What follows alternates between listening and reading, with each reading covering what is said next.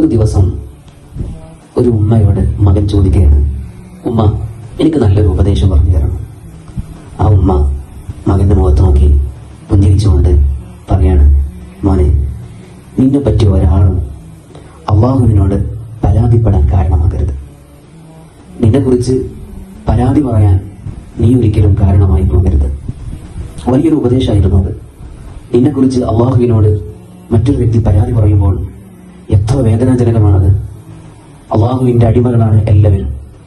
ഒരു അടിമയെ അവന്റെ മനസ്സിനെ വേദനിപ്പിച്ചാൽ, അവന്റെ ഹൃദയത്തെ നോവിച്ചാൽ, അത് അള്ളാഹുവിനെ വലിയ വിഷമമുണ്ടാക്കുന്ന ഒരു കാര്യമാണ്.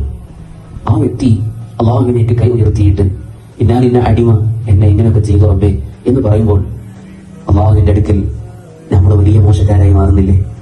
അതുകൊണ്ട് അള്ളാഹുവിന്റെ മുന്നിൽ നിന്നെക്കുറിച്ച് പരാതിപ്പെടുന്ന ഒരു സാഹചര്യം ഉണ്ടാകാൻ പാടില്ല. അത് വളരെ ശ്രദ്ധിക്കണം നമ്മൾ. അപ്പോഴാണ് പരസ്പരം വിട്ടുകൊടുത്തും മാപ്പ് ചെയ്തും സൗഹൃദം പങ്കിട്ടുകൊണ്ടും ഒക്കെ പരസ്പരം അങ്ങോട്ടും ഇങ്ങോട്ടൊക്കെ ഇണങ്ങി പിണങ്ങിയൊക്കെ ജീവിക്കാൻ കഴിയുള്ളൂ. അള്ളാഹു സുബ്ഹാനഹു വ തആല അങ്ങനെയുള്ളൊരു ജീവിതം നമുക്കൊക്കെ നൽകും.